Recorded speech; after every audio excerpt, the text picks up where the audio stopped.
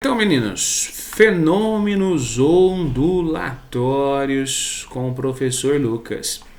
A parte de fenômenos ondulatórios é uma parte que mistura grandezas qualitativas e também grandezas quantitativas.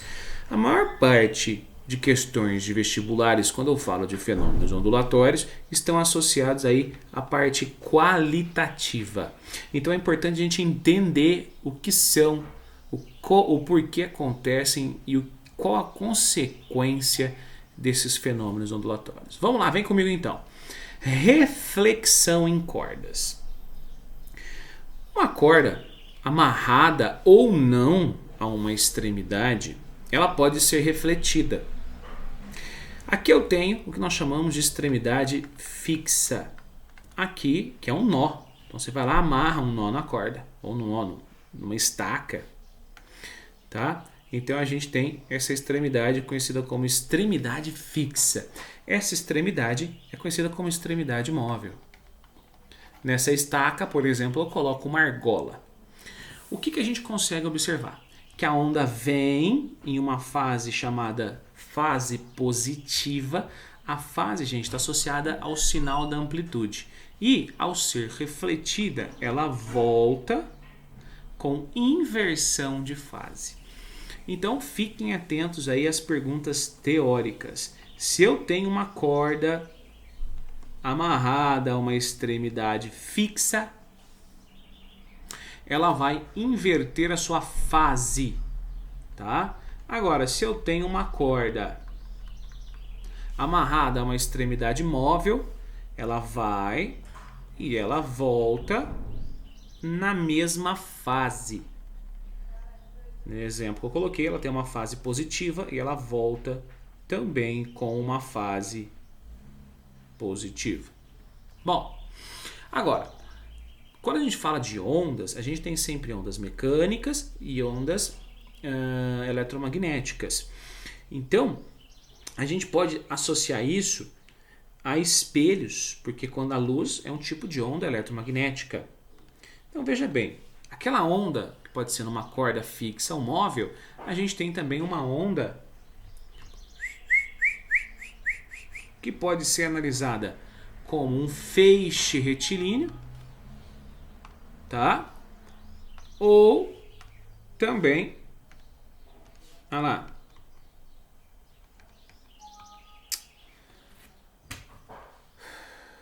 ou também como onda longitudinal.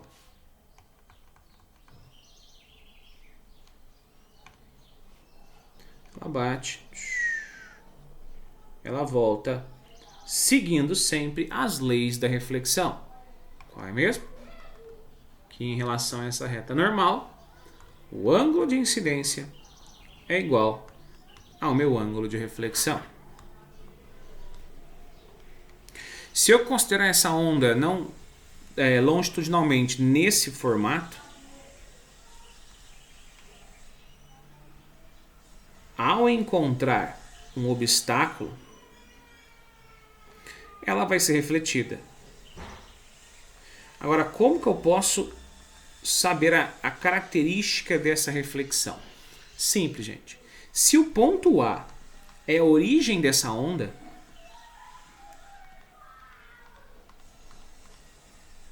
eu vou encontrar a imagem do ponto A, que é o A' aqui, ó. A imagem do ponto A. E eu vou imaginar que esse ponto A' é a origem dessa fonte sonora.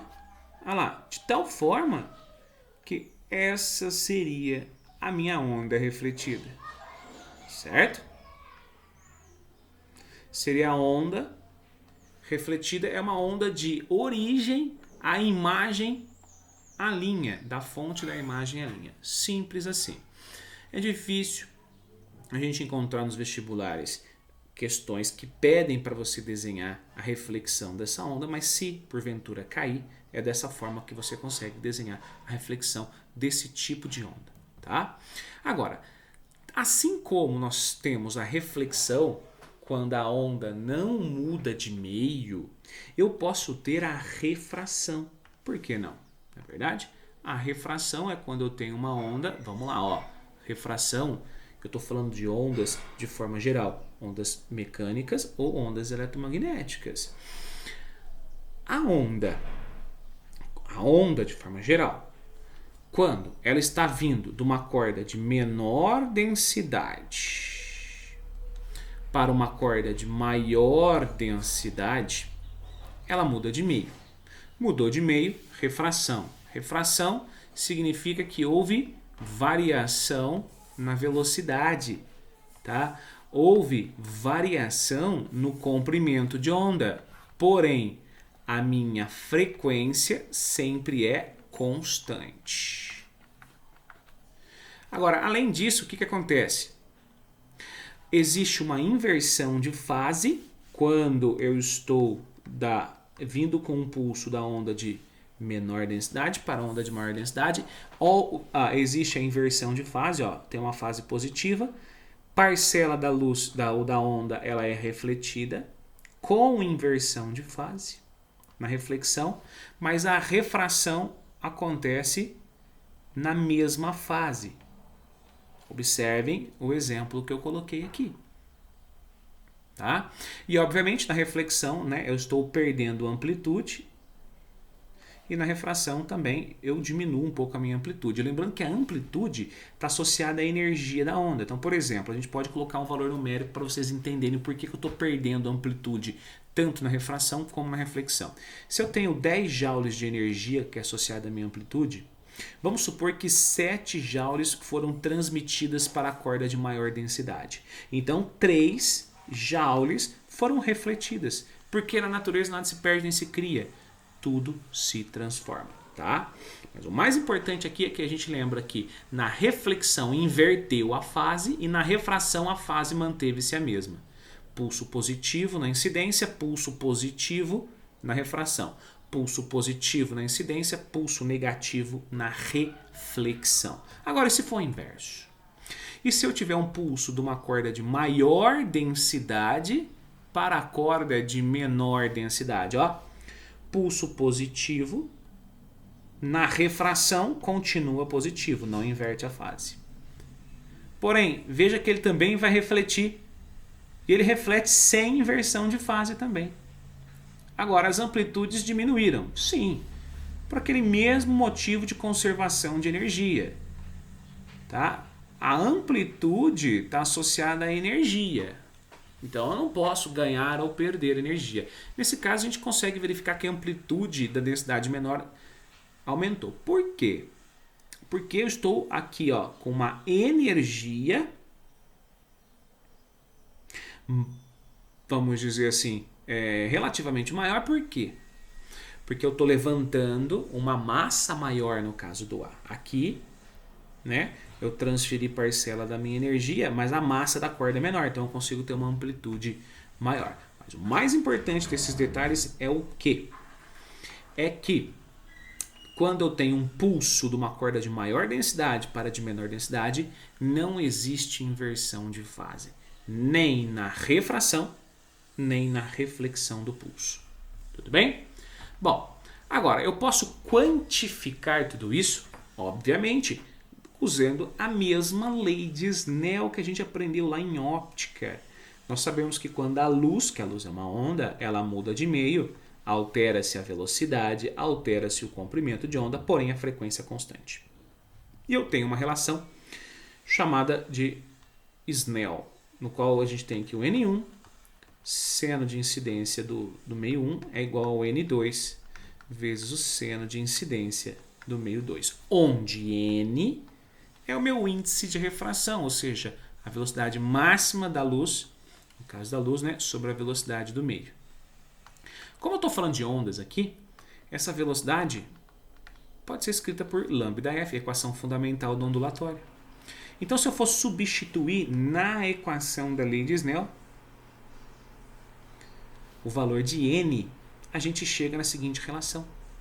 C sobre lambda 1 vezes F, eu vou considerar F porque o F nunca muda, vezes seno de θ1 ou seno de I, é igual a C lambda 2 F2 vezes seno de R.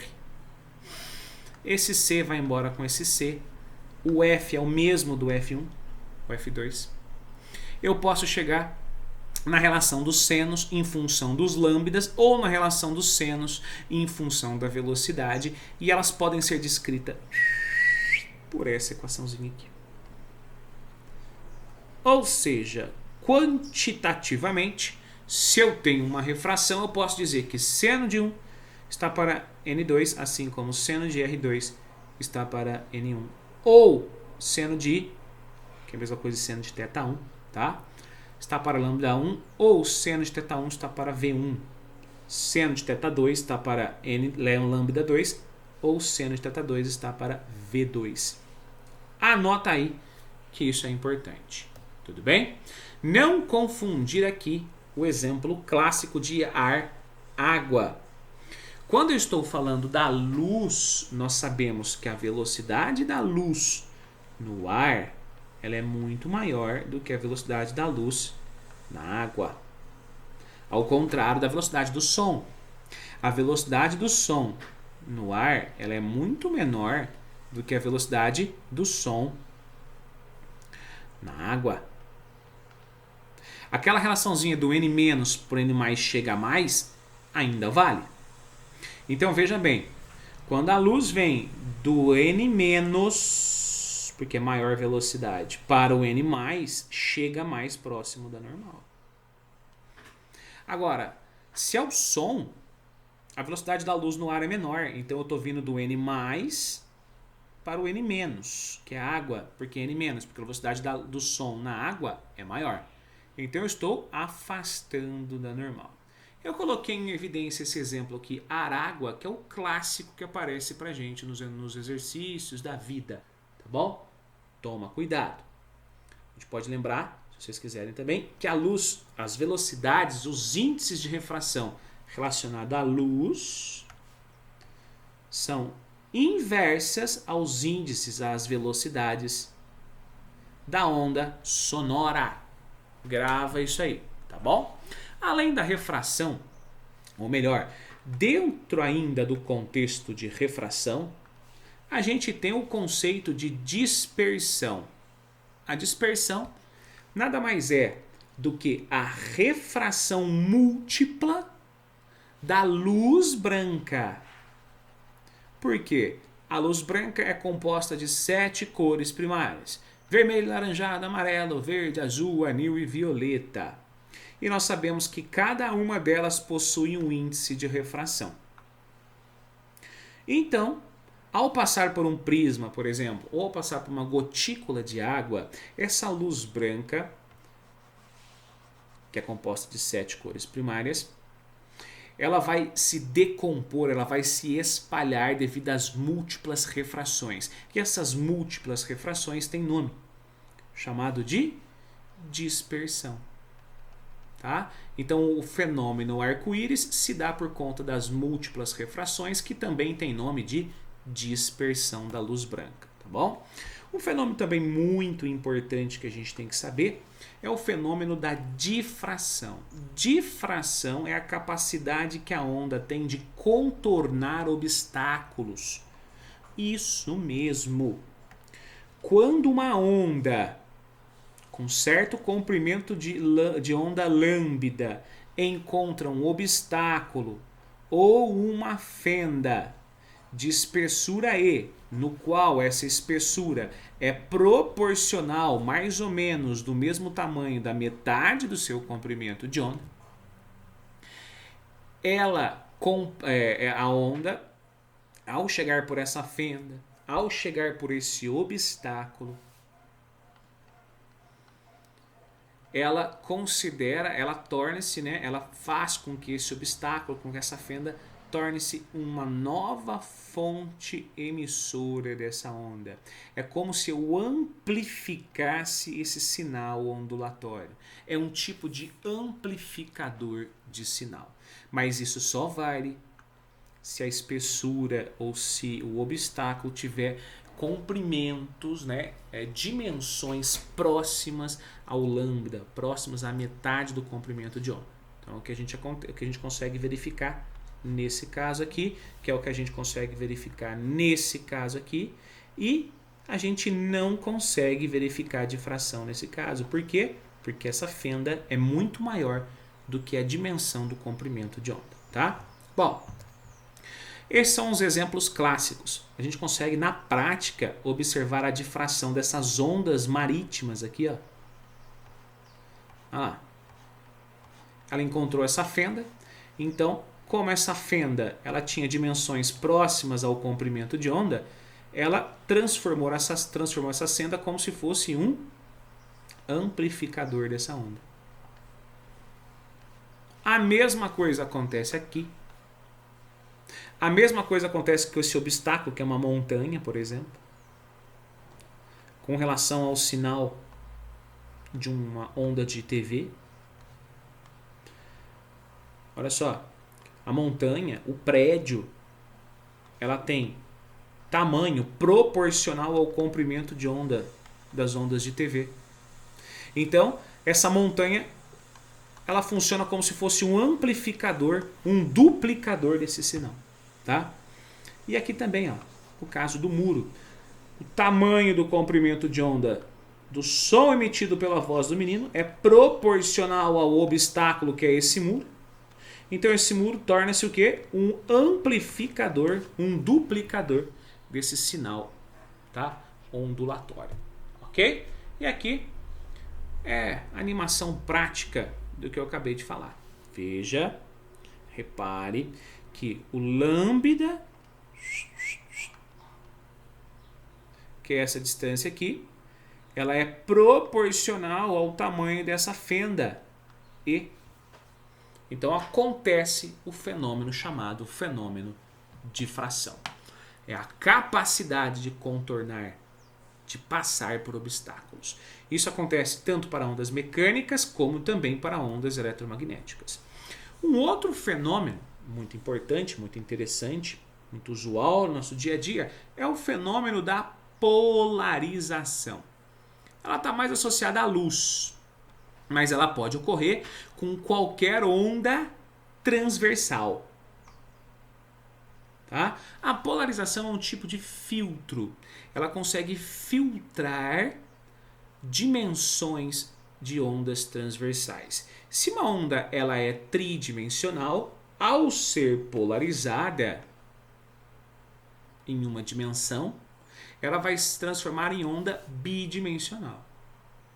Se ela é bidimensional, ela vai virar unidimensional. E se ela for unidimensional, ela vai sumir, conforme a gente consegue verificar aqui nesse exemplo, nessa animação. Tá? O exemplo clássico disso são o quê? São filtros polarizadores. Observem que eu tenho a luz solar, né, não polarizada. E ao passar pelo vidro, que não é um polarizador, às vezes ela pode dar esse efeito reflexo. Porém, se eu uso um óculos ou se eu coloco uma película do vidro aqui polarizada, eu vou filtrar esse excesso de radiação, algumas direções dessa radiação, dessa onda, e eu vou ter o quê? Eu vou ter um filtro, né? Eu vou ter uma iluminação mais suave, eu vou ter uma polarização dessa luz solar, tá? Então, na prática, quando eu estou falando de luz solar, eu vou ter esse efeito aqui, ó. A luz emitida diretamente do Sol é uma luz não polarizada. Ao colocar um filtro polarizador, no caso eu polarizei na vertical, é como se eu criasse fendas. Veja bem, essas fendas verticais proporcionam apenas a passagem das ondas transversais verticais. Então eu estou diminuindo a intensidade da luz. Então, se eu tenho um I aqui, 0, após a polarização sai uma intensidade I de luz. Em 3 dimensões, seria essa figura. Bom, se está saindo um I, tendo um I 0, eu posso calcular esse I, Sim, eu posso calcular pela equação de Malus. Esse I que está saindo do polarizador, ele é dado por I0 cosseno ao quadrado de θ, onde θ é o ângulo de polarização. Tá? O ângulo de polarização. O ângulo entre dois polarizadores. Um chamado de polarizador e o outro chamado de analisador, que também é um polarizador. Bom, exemplos clássicos de aplicação no polarizador é em óculos, em películas, né, em filme, por exemplo, e também no cinema 3D. Isso mesmo.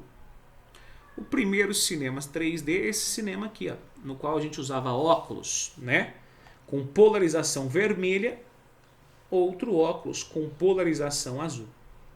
O que acontece? Na polarização vermelha ele só deixava passar a luz vermelha no olho direito. Na polarização azul só deixava passar luz azul no olho esquerdo. Como a velocidade das cores são diferentes em determinados meios devido às refrações, a gente tinha um delay dessa imagem. E esse delay dá a sensação de profundidade. Tá? Hoje em dia é a mesma coisa. Porém, nós usamos o quê? No olho direito, uma polarização horizontal, por exemplo, e no olho esquerdo, uma polarização vertical, deixando passar somente uma cor, né, em cada olho. O que proporciona um delay da imagem. Esse delay da imagem dá uma sensação de profundidade. Então, por exemplo, olha aqui nessa imagem, a gente consegue identificar que a roupa é uma imagem que chega primeiro no meu cérebro do que o sinal do rosto. Então a gente tem a sensação da roupa estar mais à frente do que o rosto, o que dá a sensação dessa imagem em 3 dimensões. Além da polarização, um outro fenômeno importante é a interferência. Tá? Assim como a polarização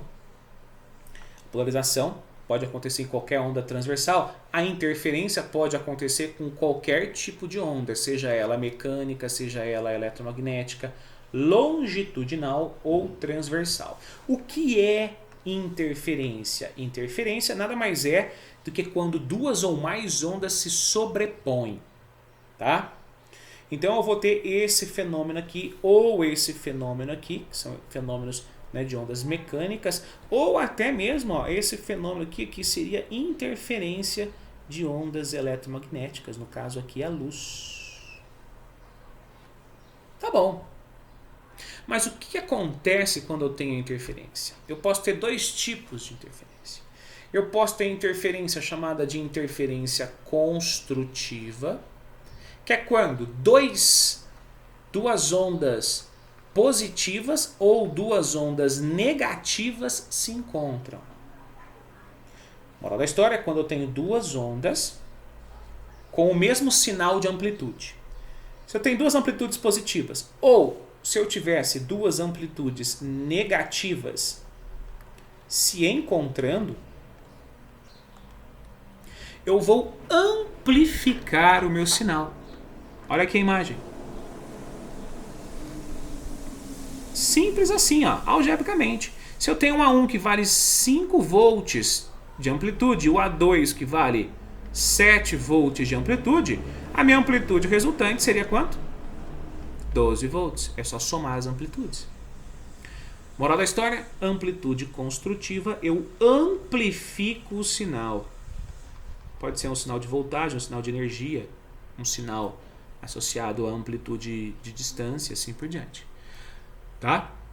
Mas eu também posso ter amplitude ou interferência destrutiva. A interferência destrutiva, ela está associada às ondas que possuem amplitudes opostas, com inversão de fase. Tá? Então, a grosso modo, a interferência construtiva é quando eu tenho ondas de mesma fase, ou seja, fase positiva ou fase negativa. Interferência destrutiva é quando tem um encontro de ondas com fases opostas. Então a gente consegue verificar aqui, por exemplo, que o A1 tem fase positiva, o A2 tem fase negativa e elas podem se encontrar. Quando elas se encontram, eu vou ter o quê? Eu vou ter uma amplitude destrutiva que pode chegar até zero, até a interrupção desse sinal. Tudo bem? Então, a pergunta que não quero calar. Sempre que eu tenho duas ou mais fontes emissoras de ondas, esse sinal pode ser construtivo ou destrutivo. Se essas ondas se encontrarem em fase, construtivo. Fora de fase, seria um sinal destrutivo. Agora, tem como calcular se esse ponto aqui vai ser um ponto construtivo ou destrutivo? Sim, sim, sim, sim, sim. É só medir essa distância x1, é só medir essa distância x2 e calcular o meu ΔX. ΔX é a diferença em módulo, né, de x1 menos x2. Se essa diferença jogada na fórmula vai ser igual a K lambda sobre 2. Se esse sinal de K for um sinal par no resultado, considerando que essas fontes sonoras ou essas fontes emissoras de onda, pode ser eletromagnética também, tá? Estão em fase. Olha esse detalhe. Considerando que elas estejam em fase e o meu K é par, feita essa conta, eu posso dizer que esse ponto P vai ser um sinal construtivo. Se o valor de K encontrado for ímpar, eu vou ter um sinal destrutivo. Se for diferente do número par, diferente do número ímpar, ou seja, se for um número quebrado, se for um número decimal, aí vai ser uma parcialmente construtiva, quando mais próximo do número ímpar, ou parcialmente, mais próximo do número par, né? Ou parcialmente destrutiva, quando o número for mais próximo do número ímpar. Simples assim. Certo, meus queridos alunos? Agora, e se, para a gente encerrar essa parte de fenômenos ondulatórios aqui, eu tiver duas ondas com frequências próximas, mas não iguais, porque a interferência só ocorre quando eu tiver frequências iguais. Se eu tiver frequências muito próximas, pode ocorrer uma interferência sim, mas ela não vai ser nem construtiva e nem destrutiva. Eu vou ter um fenômeno de interferência chamado de batimento. Esse fenômeno batimento, meninos e meninas, ele está mais associado à acústica, tá? Então, por exemplo, vamos supor que eu tenho uma nota, tom, aí ele coloca uma nota baixa, tom, tom, tom, tom, tom, tom, tom. O que acontece quando esses dois sons se encontram? Quando o tom, que é uma frequência, vou colocar um valor aqui, por exemplo, de 200 Hz, se encontra com uma frequência do tom, que seria uma frequência de, sei lá, de 201 Hz.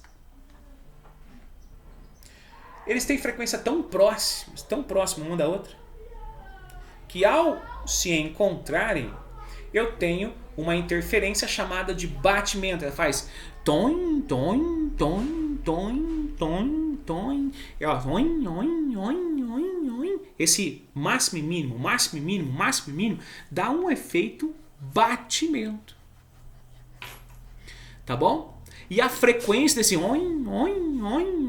essa frequência resultante do batimento nada mais é do que a diferença da frequência das ondas que entraram em interferência. Lembrando que esse efeito batimento ocorre tanto como onda mecânica, como também para ondas eletromagnéticas. Mas o mais comum nos vestibulares é o efeito batimento acústico.